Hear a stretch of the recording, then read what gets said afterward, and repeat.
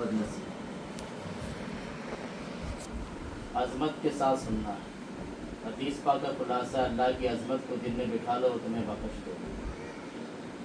ساری محنت کا خلاصہ یہ ہے کہ ہماری بخشش ہو جائے، ہمیں جہنم سے خلاصی مل جائے، جنت میں داخلہ ہمارا طے ہو جائے، ہمارا اللہ ہم سے راضی ہو جائے۔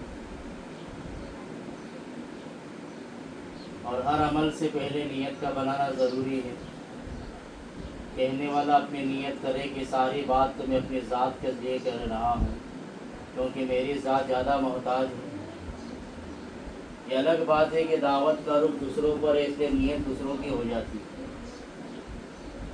سننے والے اپنی نیت کریں کہ جتنی بات ہو رہی میرے لیے ہو رہی، تو نیت یہ بنانی ہے کہ سن کر عمل کریں گے اور عمل کر کے دوسروں تک پہنچائیں گے، کیونکہ سکے کے دو پہلو ہوتے ہیں، ایک جانب صحیح ہو ایک جانب کھوٹا ہو تو بازار میں سکہ نہیں چلتا۔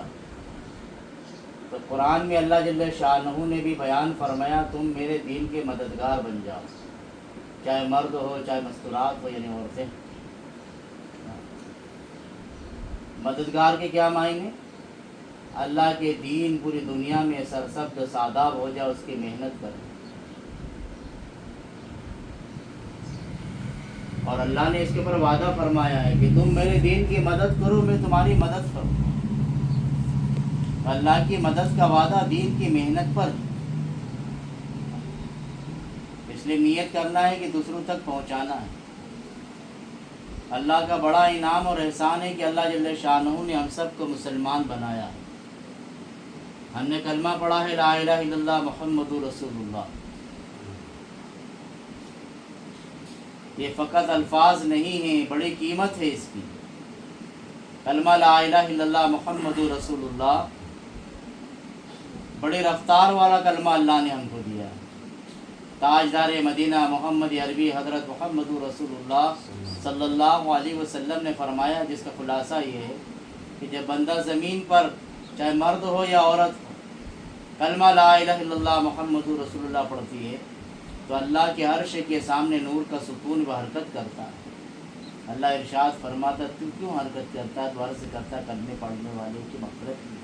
اللہ ارشاد فرماتا میں نے اس کی مغفرت کر۔ زمین پہ پڑھا گیا ہے، آسمانوں پر ہلچل،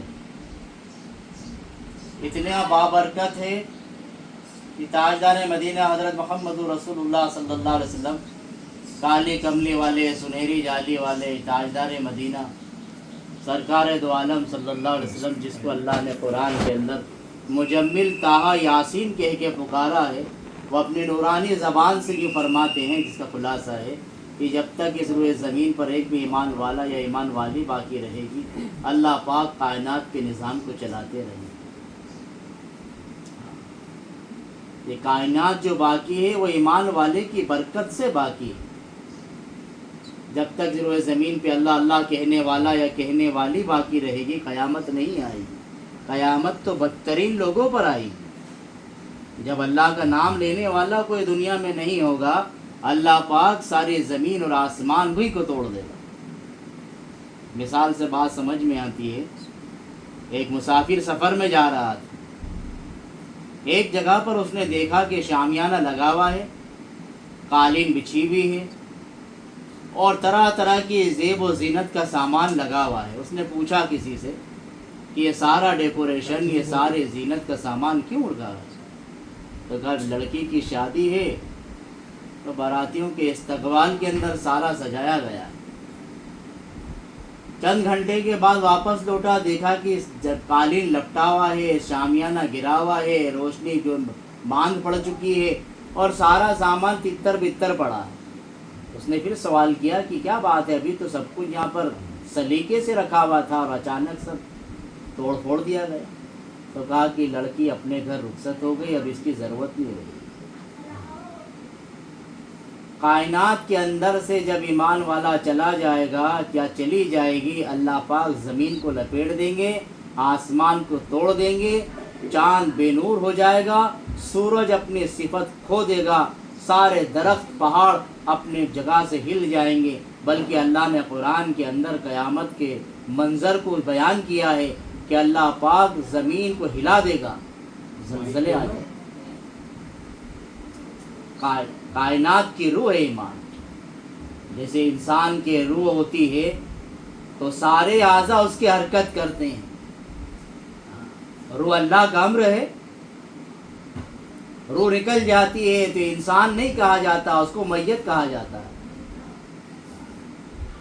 کل تک جن کا نام حاجی صاحب، وکیل صاحب، ڈاکٹر صاحب، انجینئر صاحب، فلاں صاحب تھا، اللہ کا امر روح نکل گئی، اب کیا کہہ رہے ہیں؟ تو کہا کہ جنازے کی نماز فلاں وقت میں ہوگی، میت کو فلاں وقت میں لے جایا جائے گا اور فلاں قبرستان میں دفنایا جائے گا۔ پتہ کیا چلا کہ ایک اللہ کا امر نکل گیا جس کو روح کہتے ہیں، تو کہا کہ سارے کے سارا اعضاء ناقص ہو گئے۔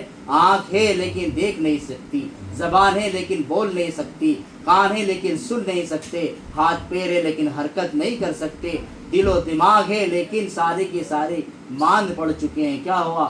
کہ اللہ کا امر نکل گیا، تو کہا کہ جو ساری اعضاء حرکت کر رہے تھے وہ سارے کی سارے بے حرکت ہو گئے۔ تو کائنات کی روح ہے ایمان۔ جس دن چلے جائے گا ایمان والا یا ایمان والی، یہ سارے نقشے، یہ سارے جو سامان، یہ ساری نعمتیں سب کی سب اللہ پاک فنا کر دے گا۔ آج ہم نے اپنی قیمت ہی کو نہیں پہچانا کہ ہمارے اللہ نے کتنی بڑی نعمت ہم کو دی ہے۔ کلمہ لا الہ الا اللہ محمد رسول اللہ، تو اتنی رفتار والا، اتنا وزنی کلمہ لا الہ الا اللہ محمد رسول اللہ دیا ہے کہ ساتوں زمین اور ساتوں آسمان کو ایک پلڑے میں رکھ دیا جائے، دوسرے پلڑے کے اندر کلمہ، ساتوں زمین ساتوں آسمان کو ایک پلڑے میں رکھ دیا جائے اور دوسرے پلڑے کے اندر، دیکھو پھر سے بات کو سنو، درود شریف پڑھ لو، اللہم صلی علی محمد وعلی آل محمد کما صلیت علی ابراہیم وعلی آل ابراہیم انک حمید مجید۔ تو اللہ نے اتنا وزنی کلمہ دیا ہے کہ ساتوں زمین اور ساتوں آسمان کو ایک پلڑے میں رکھ دیا جائے اور ایک پلڑے کے اندر کلمہ لا الہ الا اللہ محمد رسول اللہ کو رکھ دیا جائے تو وزن میں بڑھ جائے گا۔ اب دماغ میں بات آتی ہے کہ اتنا ساتوں زمین ساتوں آسمان، یہ چاند، یہ ستارے، یہ سیارے، یہ نباتات، یہ حیوانات، یہ فرشتے، سب کے ایک طرف اور کلمہ لا الہ الا اللہ ایک طرف، کیسے وزن میں بڑھے گا؟ تو فرمایا کہ ایک طرف 2 کروڑ روپے کا چیک رکھ دو اور ایک طرف 100 روپے کی چلر رکھ دو، تو نظر تو آ رہی کہ سکوں کا وزن زیادہ ہے۔ اب کوئی یوں کہے کہ چیک کو کہ کاغذ کا پرجا ہے، 1 لاکھ لے لو اور کاغذ کا پرجا ہم کو دے دو، تو جو اس کی قیمت کو جانتا ہے، جو اس کی طاقت کے واقف ہے، وہ یوں کہے گا بیوقوف، جس کو تو کاغذ سمجھ رہا ہے وہ کاغذ نہیں ہے، یہ تو جو ہے 2 کروڑ کا چیک ہے، یہ فقط کاغذ نہیں ہے، اس کے اندر تو میرے مکانات چھپے ہوئے ہیں، اس کے اندر میرے بچوں کا ایجوکیشن چھپا ہوا ہے، اس کے اندر اچھے اچھے لباس چھپے ہوئے ہیں، اس کاغذ کے اندر اچھے اچھے غذائیں اور سواریاں چھپی ہوئی ہیں۔ تو وہ 2 کروڑ کے چیک کو 1 لاکھ میں دینے کو تیار نہیں ہوگا۔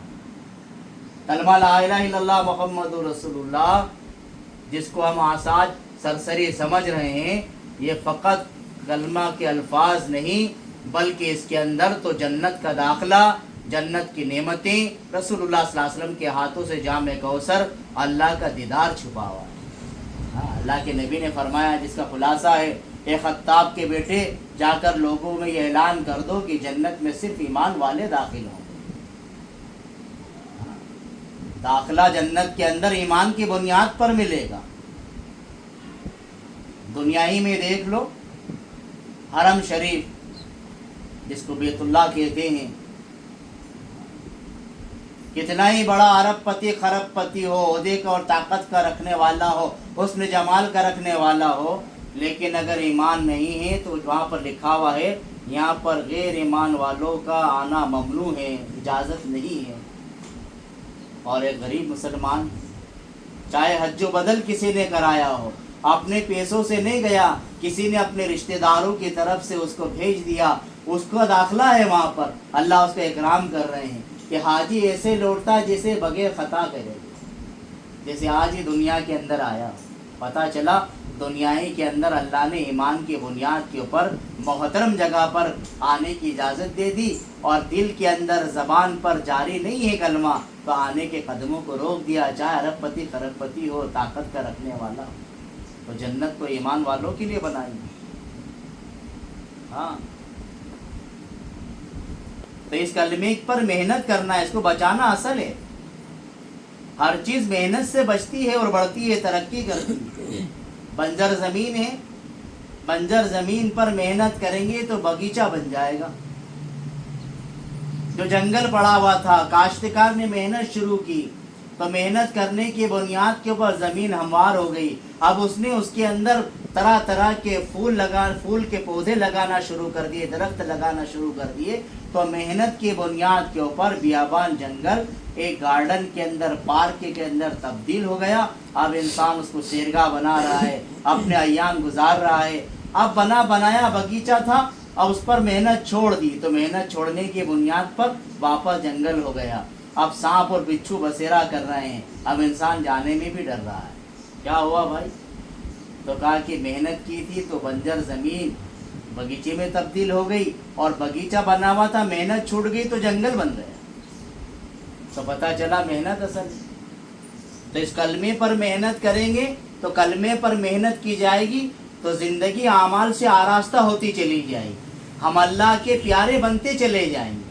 اور ایمان پر محنت چھوٹ جائے گی تو اعمال زندگی سے نکل جائیں گے، اور اعمال نکل جائیں گے تو وقتی طور کے اوپر تو کچھ حاصل ہو جائے گا، دائمی آخرت کی زندگی بگڑ جائے گی۔ ظاہر میں لگے گا کتنی ٹپ ٹاپ وائپی زندگی ہے، لیکن 40 سال 50 سال 100 سال کتنے لے لیں گے دنیا کے اندر، ایک دن تو چلے جائیں گے۔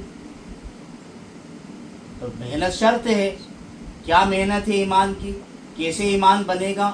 ایمان کا مقصد کیا ہے؟ کہ ایمان کا مقصد ہے دلوں کے یقین کو صحیح کرنا کہ کرنے والی ذات اللہ کی ہے، کسی سے کچھ نہیں ہوتا۔ عزت دینے والی ذات، ذلت دینے والی ذات، زندگی دینے والی ذات، موت دینے والی ذات، وہ سب اللہ کی ہے۔ اللہ خود قرآن میں بیان فرما رہا ہے کہ ہم رات میں سے دن کو نکالتے ہیں اور دن میں سے رات کو نکالتے ہیں۔ بعض مرتبہ رات لمبی ہوتی ہے، دن چھوٹا ہوتا ہے، کبھی دن لمبا ہوتا، رات چھوٹی ہوتی۔ کون ہے جس نے رات کو دن کے اندر تبدیل کر دیا اور دن کو رات کا لباس پہنا کر رات کو لمبی کر دی؟ پھر بیان فرما رہا ہے کہ چاند اور سورج کو ہم نے ایک جگہ مقرر کیا ہے، نہ چاند سورج کو پکڑ سکتا نہ سورج چاند کو پکڑ سکتا ہے، وہ اپنی جگہ تیر رہے ہیں۔ اللہ کی قدرت کو دیکھو، ہاں کیسے اللہ نے کائنات کو بنایا ہے۔ آسمان کو دیکھ کر دوسرے کہتے ہیں کہ ایمان کی محنت کے اندر ایمان کی دعوت ہے، دعوت سے ایمان بنتا ہے۔ کس چیز کی دعوت دینا ہے؟ دعوت اس بات کی دینا ہے کہ پوری کائنات کا مالک اور خالق اکیلا اللہ ہے۔ خالق کہتے ہیں بنانے والے کو، مالک کہتے ہیں چلانے والے۔ کائنات کو بنانے والا، کائنات کو چلانے والا اور کائنات کو فنا کر دینے والے ذات اللہ ہے، اور اکیلا اللہ ہے۔ اس لیے اللہ نے قرآن میں بیان فرمایا جس کا خلاصہ ہے کہ نہ اس کو اونگ آتی ہے نہ اس کو نیند آتی ہے، وہ کن فیکون کا مالک ہے، وہ کسی کا محتاج نہیں، کائنات کے بنانے میں کسی کا سہارا نہیں لیا، کسی کے رائے کا محتاج نہیں، کسی فیصلے کا منتظر نہیں، اس کا وہ کن فیکون کا مالک ہے، اس کا چاہ لینا کافی ہے۔ وہ قطرے کو سمندر بنا دے، سمندر کو قطرہ بنا دے، کیونکہ سارے کائنات کا مالک ہے وہ۔ جیسے گھر کے برتن ہوتے ہیں اور گھر کے برتن کے مالک ہوتے ہیں، گھر کے اندر اکثر رسوئی کے اندر، کچن کے اندر تیل کا برتن الگ ہوتا ہے، آٹے کا برتن الگ ہوتا ہے، پانی کا برتن الگ ہوتا ہے۔ تو گھر کی جو مالکین ہوتی ہے وہ چاہے تو دودھ کے برتن میں تیل لے لے، تیل کے برتن میں آٹا بھر دے، کوئی مذائقہ نہیں، بولے کیا ہو گیا، مالک ہی ہم۔ کوئی اس پہ اعتراض جتائے کہ واہ تم نے تو تیل کے برتن میں دودھ لے لیا، تو کہا کیا بات ہے، ہم مالک ہیں کہ تو مالک ہے؟ تو مالک ہوتا تو اس کو اختیار ہوتا ہے۔ تو ساری کائنات کا مالک تو اللہ ہے، وہ چاہے تو آسمان سے پانی برسا دے اور وہ چاہے تو موسیٰ علیہ السلام کے انگوٹھے سے پانی نکالے. ہاں وہ پانی برسانے میں آسمان کا محتاج نہیں، بادل کا محتاج نہیں. وہ چاہے تو جو ہے درختوں سے کھجور دے اور وہ چاہے تو عاصم رضی اللہ تعالیٰ عنہ کو بغیر باغوں کے کھجور دے دے. ایک صاحب رسول ہیں، ان کو قید کر لیا گیا. کتاب میں واقعہ لکھا ہے کہ آپ کو شہید کرنے سے پہلے کسی نے دیکھا تو آپ کے ہاتھ کے اندر کھجوروں کا گچھا تھا، اور کتاب میں لکھا ہے کہ اس زمانے میں وہاں پر کئی کھجور موجود نہیں تھی. کس نے کھلائی کھجور؟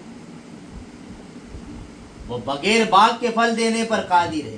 بنی اسرائیل کی قوم کو 40 سال تک اللہ نے بغیر کھیتی باڑی تجارت کے کھلا کر بتلایا، من سلوا کھلایا اللہ. تو کھلانے پر آئے تو دکان اور مکان کا محتاج نہیں، پھل دینے پر آئے تو باغیچوں اور درختوں کا محتاج نہیں. وہ تو کن فیاکن کا مالک ہے. عزت دینے پر آئے تو مال کا محتاج نہیں، غریبوں کو عزت دے دی. حضرت بلال رضی اللہ تعالیٰ عنہ دنیا میں دیکھا گیا آدمی کی عزت کے لیے 4 اسباب بیان کرتے ہیں: خوبصورتی، مالداری، اونچا خاندان اور اونچا عہدہ. لیکن حضرت بلال رضی اللہ تعالیٰ عنہ کے پاس چاروں چیزیں تھیں. مالداری بھی نہیں،